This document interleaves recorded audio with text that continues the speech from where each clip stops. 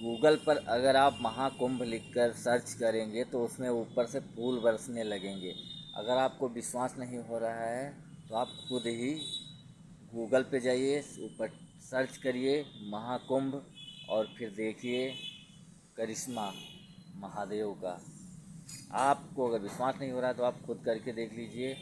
और मैं आपको स्क्रीनशॉट के माध्यम से दिखा रहा हूँ, क्योंकि हमारे पास दूसरा मोबाइल नहीं है, इसलिए मैं नहीं दिखा सकता हूँ लाइव।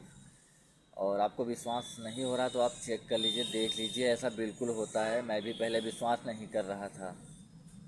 हर हर महादेव।